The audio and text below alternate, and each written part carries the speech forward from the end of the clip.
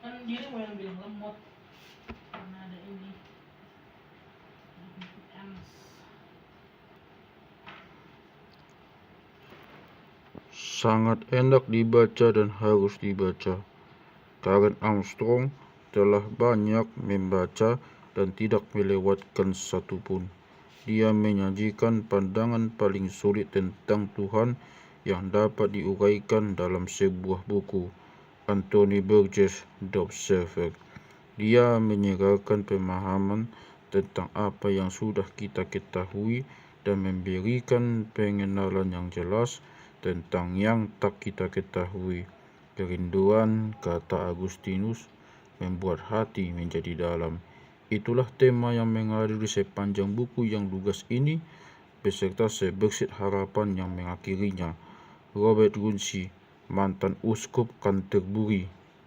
Buku yang sangat menantang secara intelektual, cara yang memesona dalam mendekati subjeknya. Rabbi Julian Neuberger, brilian dan autoritatif. Survei yang luar biasa, sejarah agama yang sangat kaleidoskopis, menyeluruh, cerdas, dan sangat enak dibaca. Kirkus Reviews. Selain banyak menyajikan sejarah agama, Armstrong juga mendiskusikan berbagai filosof, mistikus, dan pembaru yang terkait dengan agama-agama itu. Buku yang sangat bagus dan informatif. Library Journal. Sejarah komparatif yang hebat dan menyeluruh tanpa takut-takut menyoroti landasan sosiopolitik bagi mengakar, berkembang dan berubahnya agama-agama. Publishers Weekly.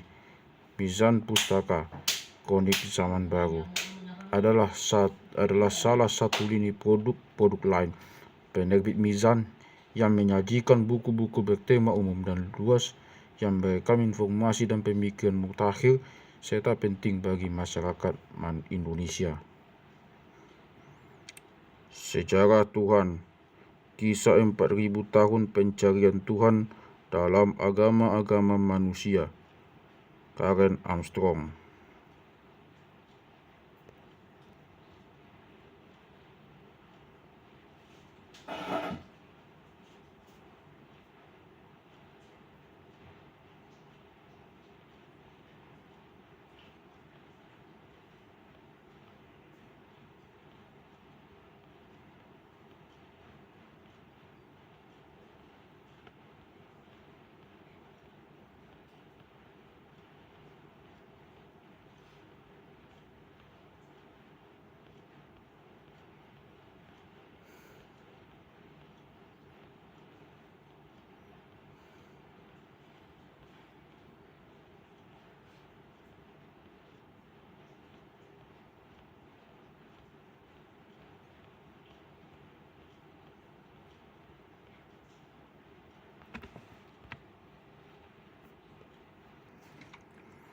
Pendahuluan. Sejak kecil, saya telah memiliki kepercayaan keagamaan yang kuat, tetapi dengan sedikit keimanan kepada Tuhan. Ada perbedaan antara kepercayaan kepada seperangkat proposisi dengan keimanan yang memampukan kita menaruh keyakinan akan kebenaran proposisi-proposisi itu. Secara implisit, saya percaya Tuhan itu ada. Saya juga beriman kepada kehadiran sejati Kristus dalam Ekaristi, kepada kebenaran sakramen, kepada kemungkinan keabadian neraka, dan kepada realitas objektif peleburan dosa.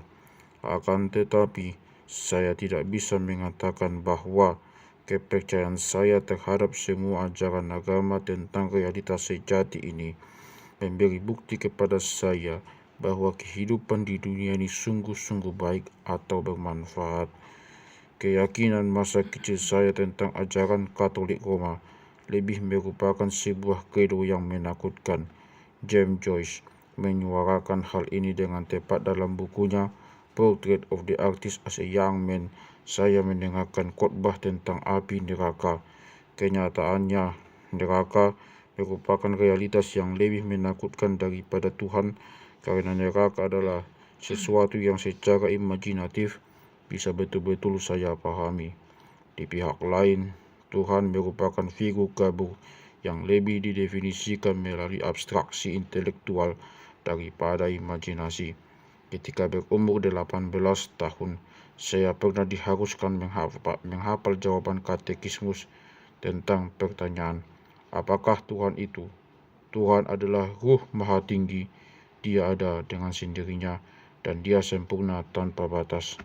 Tidak mengherankan jika konsep itu kurang bermakna buat saya. Bahkan, mesti saya akui, hingga saat ini konsep itu masih membuat saya bergidik. Konsep itu juga merupakan sebuah definisi yang amat kering, angkuh, dan arogan. Sejak menulis buku ini, saya pun menjadi yakin bahwa konsep semacam itu juga tidak benar. Ketika remaja, saya mulai menyadari bahwa ternyata ada sesuatu pada agama yang lebih daripada sekedar rasa takut. Saya telah membaca tentang kisah kehidupan para rahib, puisi-puisi metafisik T.S. Eliot, dan beberapa tulisan mistik yang lebih sederhana. Saya mulai tergugah oleh keindahan liturgi, dan meskipun Tuhan masih tetap terasa jauh, saya dapat merasakan kemungkinan untuk mendekatkan jarak kepadanya dan bahwa penampakannya akan mengubah seluruh realitas ciptaan. Untuk mencapai ini, saya pun memasuki sebuah ordo keagamaan. Sebagai seorang biarawati yang masih baru lagi belia, saya belajar lebih banyak tentang iman. Saya mengkaji apologetika, kitab suci, teologi, dan sejarah gereja. Saya mempelajari sejarah kehidupan biara dan terlibat dalam pembicaraan panjang lebar tentang peraturan ordo saya yang konon mesti dipelajari melalui hati. Anehnya, Tuhan terasa tidak hadir di dalam semua ini. Perhatian justru dipusatkan kepada perincian sekunder dan aspek-aspek pinggiran dari agama. Saya bergulat dengan diri saya sendiri dalam doa, mencoba mendorong pikiran saya untuk menjumpai Tuhan. Namun, Dia tetap terasa sebagai pengawas yang dengan ketat mencermati semua pelanggaran aturan yang saya lakukan atau benar-benar tidak hadir. Semakin saya membaca tentang kekhusyukan para rahib dalam berdoa, semakin saya merasa gagal. Saya menjadi sadar betapa miskinnya pengalaman keagamaan saya. Itu pun telah direkayasa oleh perasaan dan imajinasi saya sendiri. Terkadang rasa pengabdian muncul sebagai respons estetik terhadap keindahan senandung Gregorian dan liturgi. Akan tetapi, tak satu pun yang sungguh-sungguh terjadi pada diri saya yang berasal dari kekuatan di luar diri saya. Saya tidak pernah membayangkan Tuhan sebagaimana digambarkan oleh para nabi dan kaum mistik. Yesus Kristus yang lebih sering dibicarakan orang Kristen ketimbang Tuhan itu sendiri tampaknya cuma merupakan figur historis murni yang terjalin erat dengan masa lalu. Saya juga mulai punya keraguan besar terhadap doktrin gereja. Bagaimana mungkin mengetahui dengan pasti bahwa Yesus Sang Manusia merupakan inkarnasi Tuhan, dan apa arti kepercayaan itu? Apakah Perjanjian Baru benar-benar mengajarkan doktrin Trinitas yang rumit dan sangat kontradiktif, atau sebagaimana banyak aspek keimanan lainnya merupakan hasil buatan para teolog berabad-abad setelah wafatnya Yesus di Yerusalem? Akhirnya, dengan penuh penyesalan, saya meninggalkan kehidupan di biara, dan segera setelah terbebaskan dari beban kegagalan dan ketidakmampuan yang mengendap dalam diri saya pun merasakan betapa keimanan saya kepada Tuhan diam-diam menyurut. Dia tidak pernah mengunjungi hidup saya, walaupun saya telah mengerahkan segenap usaha terbaik untuk memungkinkan hal itu dilakukannya. Kini saya tidak lagi merasa berdosa dan mencemaskannya. dia terlalu jauh dari kemungkinan untuk menjadi suatu realitas. Akan tetapi, perhatian saya kepada agama terus berlanjut. Saya merancang sejumlah acara televisi mengenai sejarah awal Kristen dan hakikat pengalaman keagamaan. Semakin saya mempelajari sejarah agama, semakin saya mendapat pembenaran akan keraguan yang telah ada dalam diri saya sebelumnya. Doktrin-doktrin Kristen yang pernah saya terima dengan tidak kritis ketika kecil ternyata memang buatan manusia yang telah dikonstruksikan selama berabad-abad. Sains tampaknya telah mengesampingkan Tuhan Pencipta, dan para sarjana biblikal telah membuktikan bahwa Yesus tidak pernah mengklaim dirinya suci. Sebagai pengidap epilepsi, saya kadang melihat kilasan yang saya ketahui sebagai sekadar gangguan neurologis semata. Apakah penampakan dan kekusukan yang dialami orang-orang suci itu juga sekadar gangguan mental? Tuhan semakin tampak sebagai sesuatu yang sudah diterima begitu saja oleh manusia. Selama menjadi biarawati, saya tidak percaya bahwa pengalaman saya tentang Tuhan adalah pengalaman yang istimewa. Gagasan saya tentang Tuhan terbentuk di masa kecil dan tidak berkembang lagi seperti pengetahuan saya dalam disiplin ilmu yang lain. Saya telah memperbaiki pandangan kekanak-kanakan saya yang simplistik tentang Tuhan Bapa. Saya telah mendapatkan pemahaman yang lebih matang tentang kompleksitas keadaan manusia daripada yang mungkin saya miliki di masa kanak-kanak. Namun, ide-ide masa kecil saya yang membingungkan tentang Tuhan belum berubah atau berkembang. Banyak orang yang tidak memiliki latar belakang keagamaan seperti saya mungkin juga mendapatkan bahwa pandangan mereka tentang Tuhan pun telah terbentuk di masa kecil. Sejak saat itu pula, kita telah meninggalkan hal-hal kekanak-kanakan dan membuang gagasan tentang Tuhan masa kecil kita. Namun, kajian saya tentang sejarah agama telah mengungkapkan bahwa manusia adalah makhluk spiritual. Adapun alasan kuat untuk berpendapat bahwa Homo sapiens juga merupakan Homo religiosus. Manusia mulai menyembah dewa-dewa segera setelah mereka menyadari dirinya sebagai manusia. Mereka menciptakan agama-agama pada saat yang sama ketika mereka menciptakan karya-karya seni. Ini bukan hanya karena mereka ingin menaklukkan kekuatan alam. Keimanan awal ini mengekspresikan ketakjuban dan misteri yang senantiasa merupakan unsur penting pengalaman manusia tentang dunia yang menggentarkan namun indah ini. Sebagaimana seni, agama merupakan usaha manusia untuk menemukan makna dan nilai kehidupan di tengah derita yang menimpa wujud kasatnya. Seperti aktivitas manusia lainnya, agama dapat disalahgunakan. Bahkan tampaknya justru itulah yang selalu kita lakukan. Ini bukanlah hal yang secara khusus melekat pada para penguasa atau pendeta sekular yang manipulatif, melainkan adalah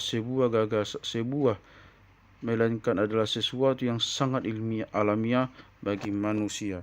Sekularisme kita sekarang ini merupakan eksperimen yang sepenuhnya baru, yang belum pernah ada presidennya di dalam sejarah manusia. Kita masih perlu menyaksikan keberhasilannya.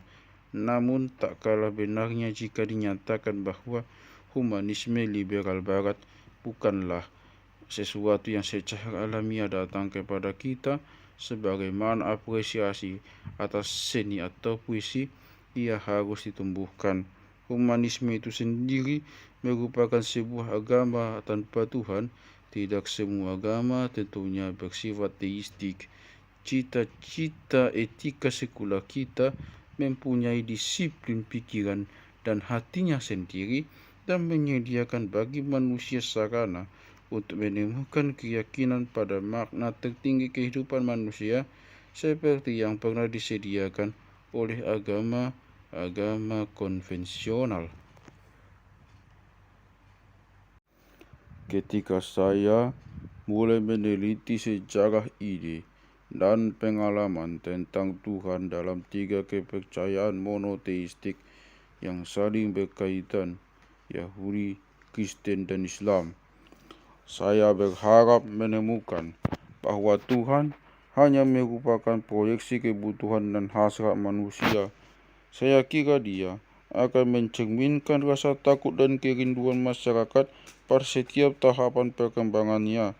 Prediksi saya tidak seluruhnya tidak terbukti, tetapi saya benar-benar dikejutkan oleh beberapa penemuan saya.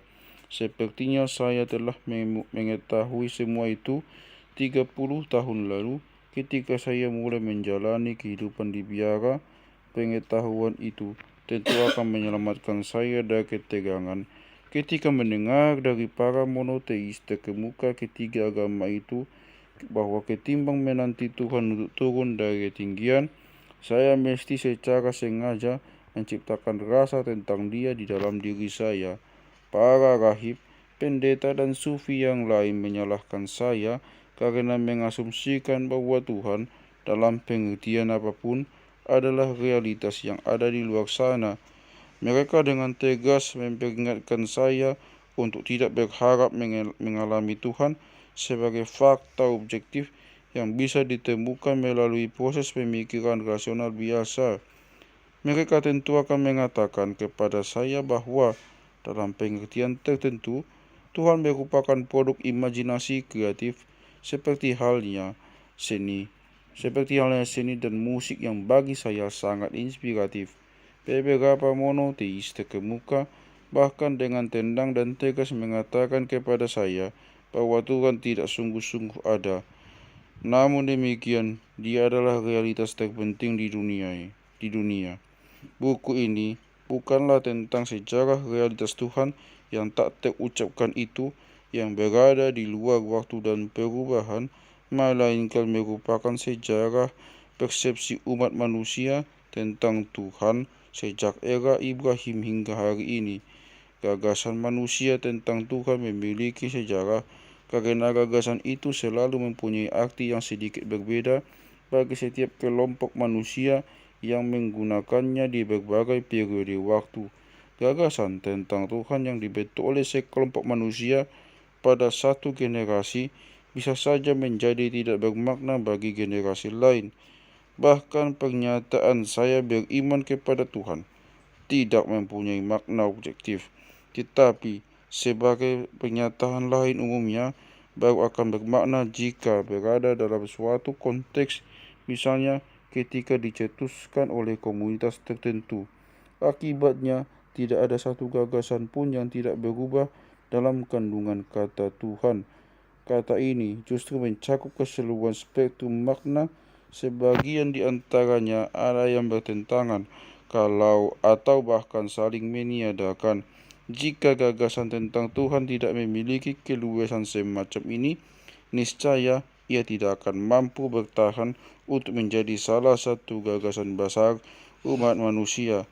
Ketika sebuah konsepsi tentang Tuhan tidak lagi mempunyai makna atau relevansi, dia akan diam-diam ditinggalkan dan digantikan oleh sebuah teologi baru. Seorang fundamentalis akan membantah ini karena fundamentalisme antihistoris.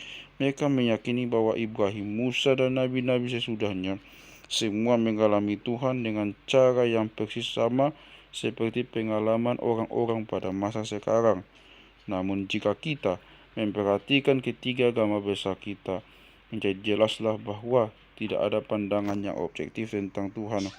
Setiap generasi harus menciptakan cita Tuhan yang sesuai baginya. Hal yang sama juga terjadi pada ateisme. Pernyataan saya tidak percaya kepada Tuhan mengandung arti yang secara sepintas berbeda pada setiap periode sejarah. Orang-orang yang diberi julukan ateis selalu menolak konsepsi tertentu tentang ilah. Apakah Tuhan yang ditolak oleh ateis masa sekarang adalah Tuhannya para patriark, Tuhan para nabi, Tuhan para filosof, Tuhan kaum sufi, ada Tuhan kaum deis abad ke-18? Semua ketuhanan ini telah dimuliakan sebagai Tuhan Alkitab dan Al-Quran oleh umat Yahudi, Kristen, dan Islam pada berbagai periode perjalanan sejarah mereka. Kita akan menyaksikan bahwa mereka sangat berbeda satu sama lain. Ateisme sering merupakan keadaan transisi, makanya umat Yahudi, Kristen, dan Muslim disebut ateis oleh kaum pagan semasa mereka karena telah mengadopsi gagasan revolusioner tentang keilahian dan transendensi. Apakah ateisme modern merupakan penolakan serupa tentang Tuhan yang tidak lagi memadai bagi persoalan di zaman kita? Terlepas dari sifat non-duniawinya, agama sesungguhnya bersifat pragmatik. Kita akan menyaksikan bahwa sebuah ide tentang Tuhan tidak harus bersifat logis atau ilmiah, yang penting bisa diterima. Ketika ide itu sudah tidak efektif lagi, ia akan diganti terkadang dengan ide lain yang berbeda secara radikal. Hal ini tidak dipusingkan oleh kebanyakan kaum monoteis sebelum era kita sekarang karena mereka tahu bahwa gagasan mereka tentang Tuhan tidaklah sakral, tetapi pasti akan mengalami perubahan. Gagasan-gagasan itu sepenuhnya buatan manusia, tak bisa tidak, dan jauh berbeda dari realitas tak tergambarkan yang disimbolkannya. Ada pula yang mengembangkan cara-cara yang sangat berani untuk menekankan perbedaan esensial ini. Salah seorang mistikus abad pertengahan melangkah lebih jauh hingga mengatakan bahwa realitas tertinggi itu yang secara keliru dinamai Tuhan, bahkan tidak pernah disebutkan di dalam Alkitab. Sepanjang sejarah, manusia telah mengalami dimensi ruhaniah yang tampaknya melampaui dunia material. Adalah salah satu karakteristik pikiran manusia yang mengagumkan untuk mampu menciptakan konsep-konsep yang menjangkau jauh seperti itu. Apapun tafsiran kita atas hal itu, pengalaman manusia tentang kehidupan, pengalaman manusia tentang yang transenden ini pengalaman manusia tentang yang transenden ini telah menjadi sebuah fakta kehidupan. Tidak semua orang memandangnya ilahiyah. Orang Buddha, sebagaimana nanti akan kita lihat, akan menolak bahwa visi dan wawasan yang diperoleh lewat pengalaman itu berasal dari suatu sumber supranatural. Mereka menganggapnya sebagai hal yang alamiah bagi kemanusiaan.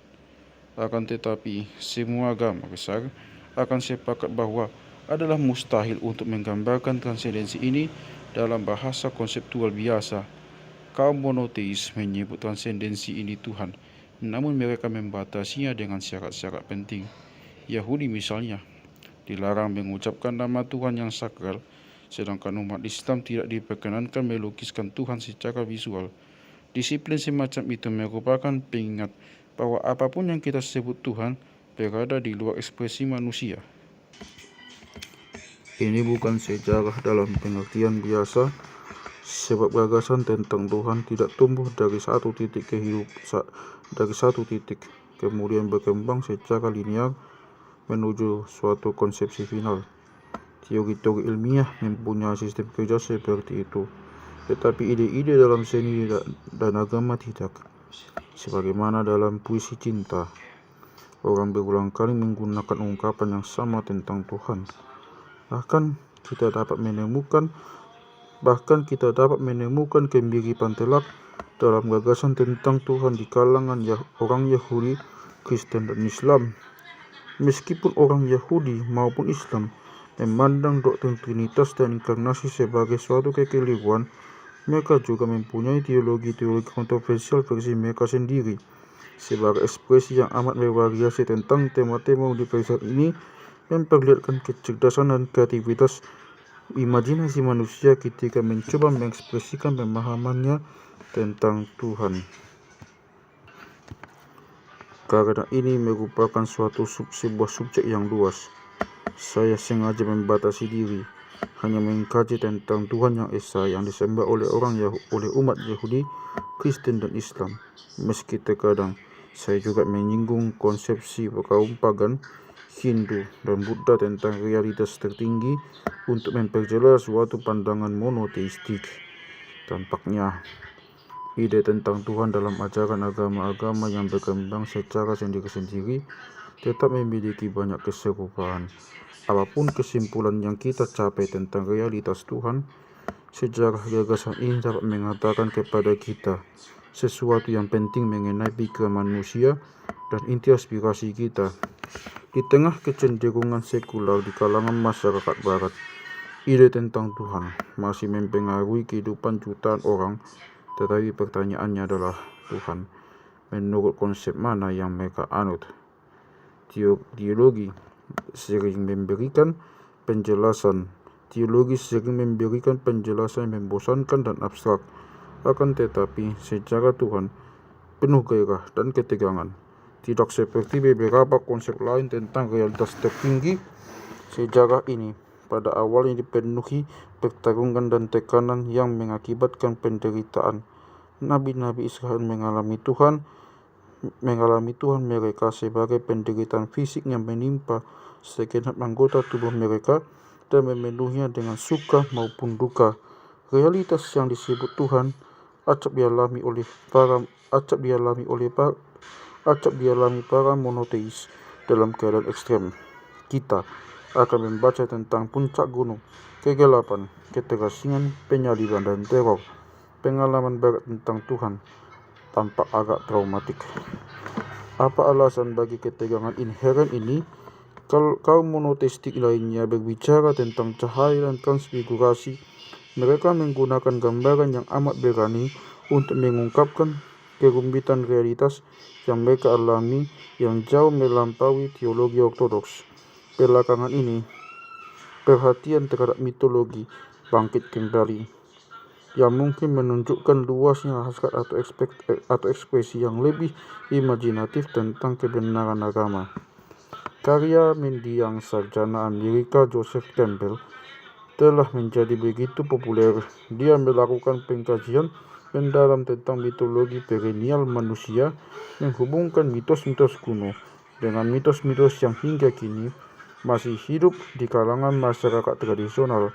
Sering diasumsikan bahwa Tuhan ketiga agama besar itu sama sekali tidak memiliki simbolisme mitologi dan syair. Namun demikian, sekalipun kaum monoteis pada dasarnya menolak mitos-mitos tetangga pagan mereka, mitos-mitos itu ternyata sering kembali masuk ke dalam keimanan pada masa berikutnya. Kaum mistik melihat bahwa Tuhan berinkarnasi ke dalam tubuh seorang wanita, misalnya, sementara yang lain secara hikmat memperbincangkan seksualitas Tuhan dan memasukkan unsur feminin kepada Tuhan. Ini membawa saya ke titik yang sulit, karena Tuhan ini telah terlanjur secara khusus dikenal sebagai berjenis laki-laki. Dalam bahasa Inggris, kaum monoteis lazim merujuk kepadanya dengan kata ganti he. Pada masa sekarang, kaum feminis dengan sangat sadar menaruh keberatan terhadap hal ini. Penggunaan kata ganti maskulin untuk Tuhan ini menimbulkan persoalan dalam sebagian bahasa bergender. Akan tetapi, dalam bahasa Yahudi, Arab dan Prancis, gender gramatikal memberikan nada dan dialektika seksual terhadap diskursus teologis yang justru dapat memberikan keseimbangan yang sering tidak terdapat di dalam bahasa Inggris. Misalnya kata Allah, nama tertinggi bagi Tuhan, adalah maskulin secara gramatikal, tetapi kata untuk esensi Tuhan yang ilahiyah dan tak terjangkau adalah al-zat adalah feminin. Semua perbincangan tentang Tuhan adalah perbincangan yang sulit. Namun kaum monoteis bersikap amat positif tentang bahasa sembari tetap menyangkal kapasitasnya untuk mengekspresikan realitas transenden. Tuhan orang Yahudi, Kristen dan Islam adalah Tuhan yang dalam beberapa pengertian berkata-kata berfirman. Firman-Nya sangat krusial di dalam ketiga agama besar itu. Firman Tuhan telah membentuk sejarah kebudayaan kita. Kita harus memutuskan apakah Tuhan masih tetap memiliki makna bagi kita pada masa sekarang.